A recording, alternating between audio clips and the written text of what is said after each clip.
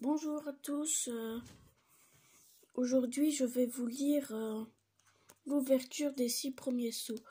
Apocalypse 6. Je regardais quand l'agneau ouvrit un des 7 sceaux, et j'entendis l'un des 4 êtres vivants dire d'une voix de tonnerre: « Viens !» Alors je vis un cheval blanc. Celui qui le montait tenait un arc. Une couronne lui fut donnée, et il partit en vainqueur et pour vaincre. Quand il ouvrit le 2e sceau, j'entendis le 2e être vivant dire « Viens !»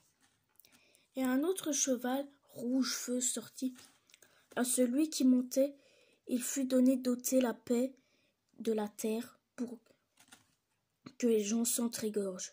Quand il ouvrit le 3e sceau, j'entendis le 3e être vivant « Viens !» Alors je vis un cheval noir. Celui qui le montait tenait une balance à la main. Et j'entendis comme une voix au milieu des 4 êtres vivants. Elle disait: « Une mesure de blé pour 1 denier, et 3 mesures d'orge pour 1 denier.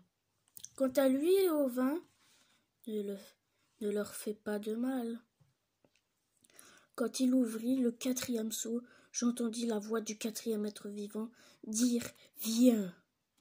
Alors je vis un cheval verdâtre. Celui qui le montait avait pour nom la mort, et le séjour des morts l'accompagnait. Pouvoir leur fut donné sur le quart de la terre pour tuer par l'épée, par la famine, par la peste et par les bêtes sauvages de la terre. Quand il ouvrit le 5e sceau, je vis sous l'autel les âmes de ceux qui avaient été immolés à cause de la parole de Dieu et du témoignage qu'ils avaient porté. Ils crièrent: « Jusqu'à quand, maître, saint et vrai, tardes-tu à juger et à venger notre sang, en le faisant payer aux habitants de la terre? » Une robe blanche fut donnée à chacun d'eux, et il leur fut dit de se tenir en repos quelque temps encore, jusqu'à ce que soient au complet leurs compagnons d'esclavage et leurs frères qui allaient être tués comme eux. Voici ce que je vis quand il ouvrit le 6e sceau. Il y eut un grand tremblement de terre. Le soleil devint noir comme un sac de crin. La lune entière devint comme du sang, et les étoiles du ciel tombèrent sur la terre, comme lorsqu'un figuier secoue et par un grand vent laisse tomber ses figues. Le ciel se retira tel un livre qu'on roule, et tous les montagnes et les îles furent enlevés de leur place. Les rois de la terre, les dignitaires, les chefs militaires, les riches, les puissants, tous esclaves et hommes libres, allèrent se cacher dans les cavernes et dans les rochers des montagnes. Et ils disent: « Montagnes et hauts rochers, tombez sur nous, cachez-nous de celui qui est assis sur le trône et de la colère de l'agneau, car le grand jour de leur colère est venu. Et qui pourrait tenir debout? » Le 4e sceau ne vous fait pas penser à un moment? Si, ce moment-ci. Observez. Celui qui le montait avait pour nom la mort, et le séjour des morts l'accompagnait. Pouvoir leur fut donné sur le quart de la terre, écoutez bien, pour tuer par l'épée, par la famine et par la peste. La peste, ça veut dire, dans le biblique, que c'est les maladies contagieuses mortelles. Voilà ce que c'est. Ça ne vous fait pas penser à un virus qui est maintenant le coronavirus. Et les autres sceaux ne vous font pas penser à ce qu'il y avait avant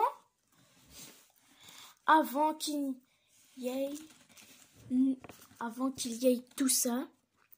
Il y avait eu un cheval blanc. C'était la paix. Il y avait de la paix. C'était gentil. il y avait beaucoup de bien avec toutes ces nouvelles inventions, pas vrai? Mais quand le deuxième seau fut ouvert, c'est pour que les hommes s'entre-égorgent. Égorgent! Ça ne vous fait pas penser à quelque chose? Les djihadistes. Alors voilà.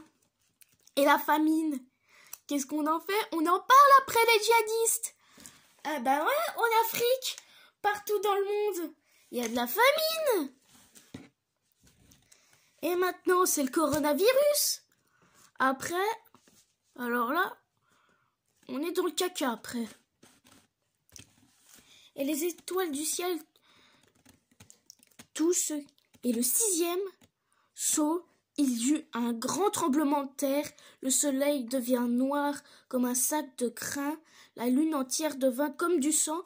Et les étoiles du ciel tombèrent sur la terre comme lorsqu'un figuier secoué par un grand vent laisse tomber ses figues. Le ciel se retira tel un livre qu'on roule et toutes les montagnes et les îles furent enlevées de leur place. Alors, repentons-nous, que les païens soient baptisés, afin d'éviter tout cela, que tout le monde soit baptisé. Seigneur, aide ton peuple, aide la terre. Seigneur, aide-nous. Il y en a, ils font des prières contre le coronavirus. Mais c'est une chose qui était prédite et les chrétiens sont encore surpris par ça. On ne doit même pas être surpris.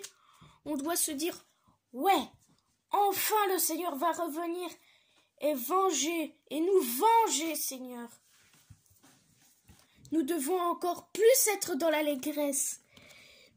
Les églises sont fermées, mais nous avons la Bible. Nous avons une Bible. Ça nous sert.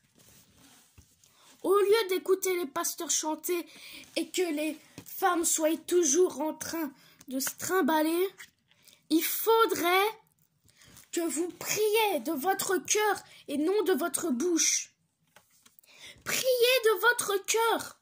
Je le vois. J'ai été dans des endroits et les gens, ils parlent avec la bouche et non avec le cœur, ni la pensée. Tu adoreras le Seigneur ton Dieu de toute ta force, de toute ta pensée et de tout ton esprit et de tout ton cœur. Mais il y a des choses que les gens ne font pas.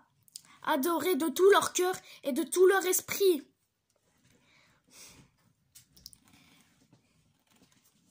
Repentons-nous, la fin est proche. Nous sommes dans les temps de fin.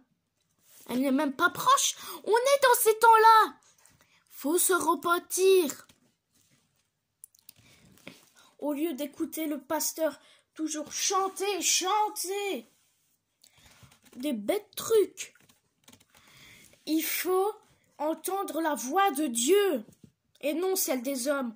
Malheur à l'homme qui se confie en l'homme et qui prend la chair comme appui. Beaucoup prennent appui sur l'homme et non sur Dieu. Dieu est la seule chose qui peut vous maintenir debout. Voilà. Je m'appelle Dylan, j'ai 11 ans. Oui, je suis presque un pré-adolescent. Mais je sais que je suis jeune, mais je vois les choses. Jésus a dit, soyez humbles comme des enfants. Humbles, innocents. Et il y a des innocents. Il faut être innocent comme un enfant. Innocent. N'avoir aucun péché. Mais si vous péchez, repentez-vous, Demandez au Seigneur le pardon.